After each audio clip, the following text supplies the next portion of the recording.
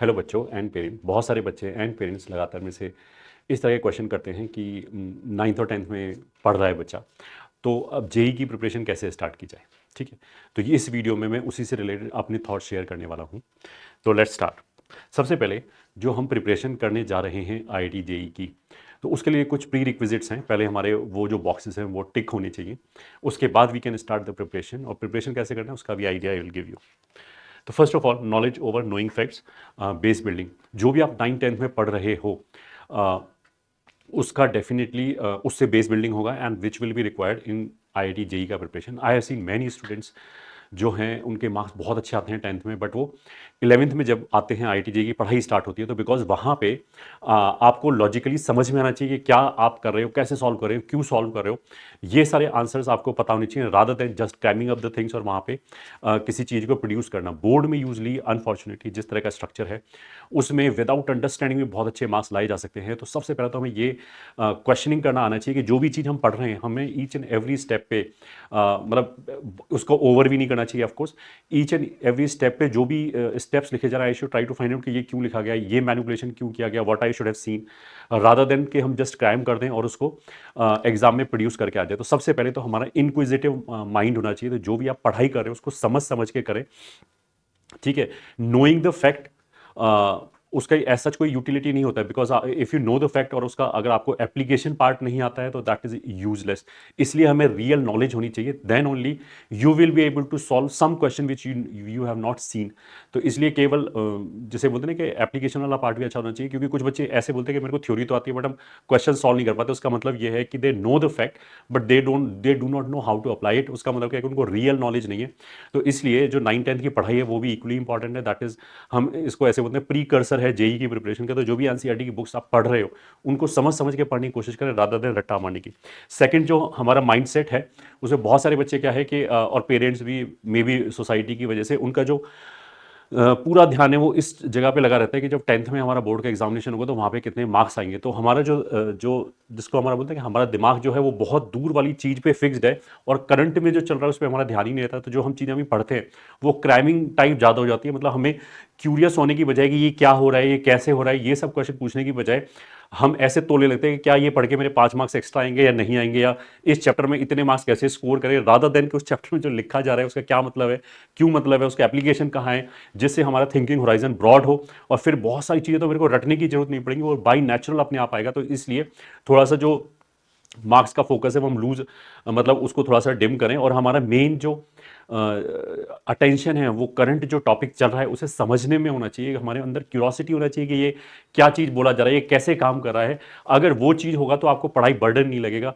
और अगर आपका केवल जो ध्येय है, वो जो केवल लक्ष्य है वो केवल ये रहेगा मेरे को इतने मार्क्स स्कोर करने हैं, तो दैट इज नॉट नॉलेज। तो हमें अपने मेंटल थिंकिंग में ये थोड़ा सा ट्वीकिंग करने की जरूरत है कि जो हम प्रेजेंट में पढ़ रहे हैं सबसे पहला हमारा फोकस वही होना चाहिए। अगर आपको नॉलेज है, if you are curious to know कि आगे क्या हो रहा है, आगे क्या हो रहा है, तो ना तो आपको किसी को पुश करने की जरूरत पड़ेगी, ना आपको पढ़ाई बर्डन लगे। You will start enjoying the process.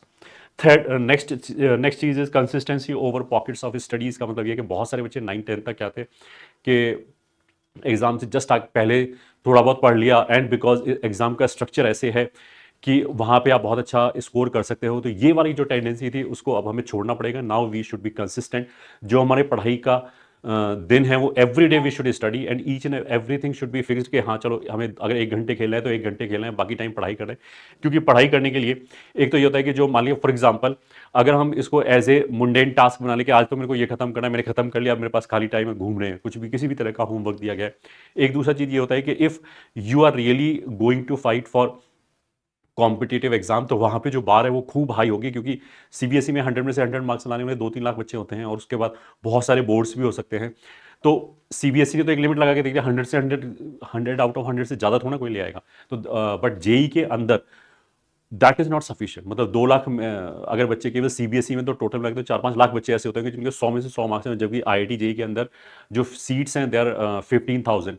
तो 100 में से 100 लाना भी सफिशिएंट नहीं है, क्योंकि एग्जाम का स्ट्रक्चर ऐसा है कि वो बोर्ड के एग्जाम का स्ट्रक्चर ऐसा है कि वो इन बच्चों को अलग अलग जज नहीं कर सकता है, जेई वो कर लेगा। तो इसलिए इट इज़ वेरी इंपॉर्टेंट कि जो आगे आने वाला सो कॉल्ड एकेडमिक लोड है उसके लिए हम अभी से प्रिपरेशन करें, और जो हमारी पढ़ाई वो सस्टेन होना चाहिए। मतलब आपको प्रोएक्टिव होना पड़ेगा। आपको बाकी बच्चों की तरह नहीं कि बाकी बच्चों ने होमवर्क कर लिया, मैंने भी कर लिया, ठीक है, but you have to be step ahead. अगर आपने सारा कुछ होमवर्क कर लिया जो भी आपको दिया गया है, तो ऑफकोर्स आप फ्यूचर का पढ़ सकते हो। अगर आप 9th में हो तो आप 10th का फिनिश कर सकते हो।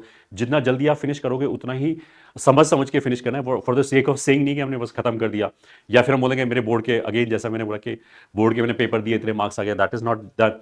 You should be able to understand कि जो भी प्रूफ्स हैं, ज्योमेट्री के प्रूफ्स हैं, वो कैसे काम कर रहे हैं, वो रट्टा मार के नहीं, उसका अगर थोड़ा सा ट्वीकिंग है, थोड़ा सा चेंज करके क्वेश्चन दे दिया है, तो you should be able to understand that and apply that.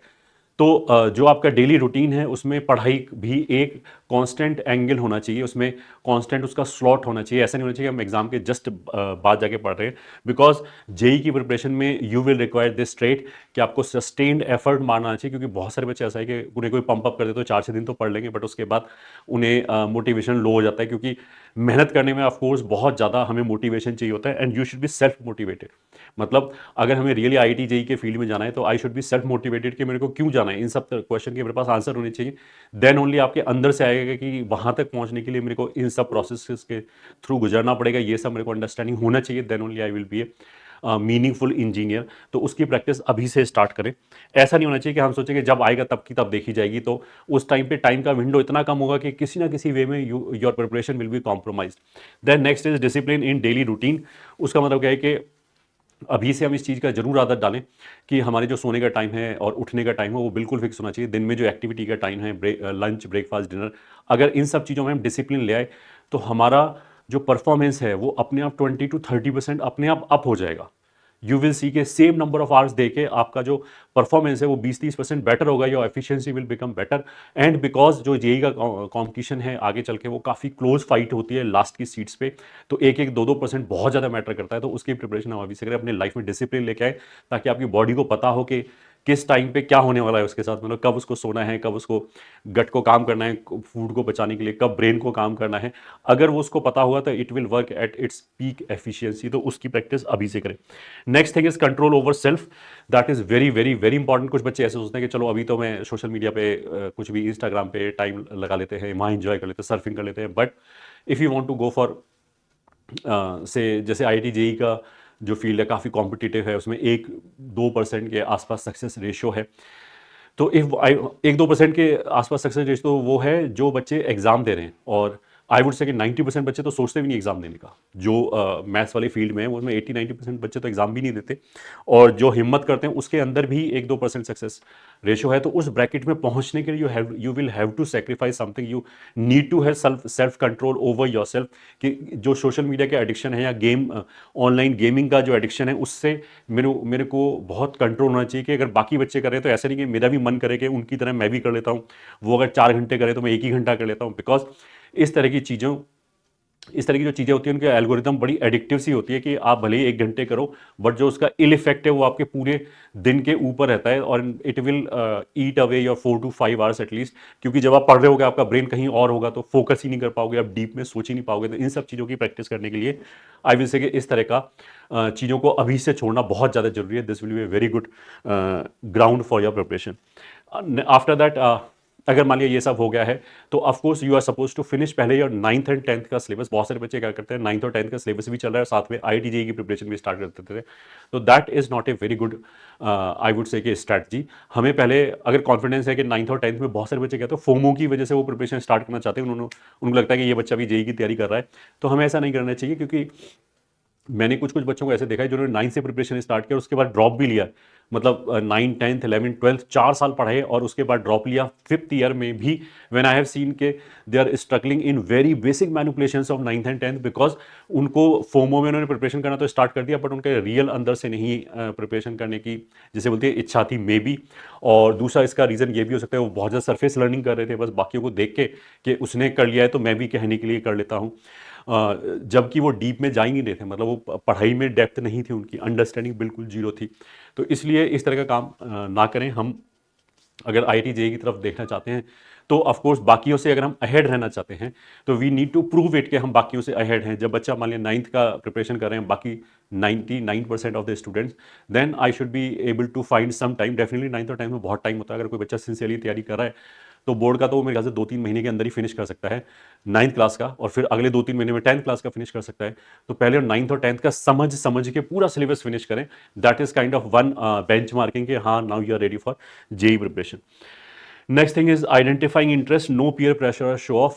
एक ये भी बहुत ज़्यादा इंपॉर्टेंट चीज़ है कि आप जेईई का प्रिपरेशन क्यों करना चाहते हो, बिकॉज मैं मतलब डरा नहीं रहा हूँ, it is going to take a lot. इसका मतलब ये भी नहीं कि इम्पॉसिबल है, ऑफकोर्स आपके ही जो पीयर ग्रुप है, आपका ही जो एज ग्रुप है, उसी के बच्चे सेलेक्ट होते हैं, हर तरह की रैंक आती हैं। तो if they can do, you can also do it. Of course वो ऐसा तो है नहीं कि कुछ उसमें एक्स्ट्रा ह्यूमन वाली एबिलिटीज़ चाहिए, but of course because competition is fierce, ये ठीक है, इम्पॉसिबल नहीं है तो बहुत ईजी भी नहीं है, हंसते खेलते भी नहीं होगा। It will demand a lots of commitment from your side. तो इसलिए इसमें जंप लेने से पहले आई शुड थिंक थॉरोली के really I want to do it, और इसका रीज़न क्या है। अगर आप केवल ये सोच रहे हो कि हमने मीडिया में कोई हेडिंग देखी थी, इतने करोड़ का पैकेज लगाया और इसकी वजह से हम जा रहे हैं, तो that is not a reason to that is not a strong enough reason to get in to it, because फिर आपका इंटरेस्ट तो है नहीं है और आप उस चीज़ में एक्सेल नहीं कर सकते जिसमें आपका रियली इंटरेस्ट ना हो। और इसलिए पहले आराम से सोचें कि क्या आप रियली इस फील्ड में जाना चाहते हैं, क्यों जाना चाहते हैं, उन सब के बारे में पॉन्डर करें। व्हेन यू आर 100% कन्विंस कि नहीं मेरे लिए यही है और कुछ नहीं है, then only you should take dive into it. Next is if all is done, मतलब जो भी मैंने इससे पहले वाली चीजें बताई गई थी, अगर वो आपने सब कर लिया है, देन आई वुड से कि then you should not wait for something, क्योंकि बहुत सारे बच्चों को फिर ऐसा लगता है कि नहीं हम तो 11 से ही स्टार्ट करेंगे। अगर ये सब हो गया है तो of course you can start your preparation, फिर तो आपके पास हेड स्टार्ट है विज विज बाकी के बच्चों के लिए। तो फिर हमें अपनी ये जो अपॉर्चुनिटी है, ये जो एज ओवर अदर है, उसको लूज नहीं करना चाहिए, प्रिपरेशन अभी से स्टार्ट करना चाहिए। भले ही हम थोड़ा सा स्लो ट्रैक पे करें, भले ही हम अपने हिसाब से करें, धीरे धीरे धीरे करें। कोई भी इंस्टीट्यूट एज सच ज्वाइन करने की जरूरत नहीं है, क्योंकि यूट्यूब पे काफ़ी फ्री मटेरियल अवेलेबल है। आप अगर सिस्टमैटिकली पढ़ना चाहते हो तो आप, हमारी ऐप है कॉम्पिटिशन की, वहाँ से भी फ्री में सिस्टमैटिकली पढ़ सकते हो। भले आप 1-2 चैप्टर पढ़ के देखना चाहो, या यूट्यूब चैनल पे जाके पढ़ना चाहो तो वहाँ भी पढ़ सकते हो। वहाँ पे हमने सारा कुछ सीक्वेंस वगैरह बता रखा है। तो it should not go to other way round also, कि अगर आपने सब कुछ फिनिश करके बैठे then you should not waste this opportunity, of course you can use it. अच्छा, अगर कोई बच्चा ये पूछता है कि क्या 11th and 12th will be sufficient for the preparation, तो आई विल से कि अगर आपका 10th तक का बेस ठीक ठाक है, आपने समझ के पढ़ा है, रट्टा नहीं मारा है, चीज़ें आपको क्लियर है, 10th तक की चीज़ें क्लियर है, तो फिर 11th and 12th are more than sufficient to get any kind of rank. उसका मतलब ये कि उससे ज़्यादा हमें टाइम नहीं चाहिए ऑफकोर्स। तो अगर हमसे 10th का सिलेबस फिनिश हो गया, यूजली 10th का सिलेबस बच्चे जल्दी फिनिश कर लेते हैं, तो अगर 10th में आई एम श्योर कि I will be faring very well, then you should not waste your time. Because अगर आप ये सोचोगे, for example at this point of time, अगर आपका कोर्स फिनिश हो गया है ना, आप सोचोगे अगले अप्रैल में हम जेईई का प्रिपरेशन स्टार्ट करेंगे, तो still 4-5 months will be lost.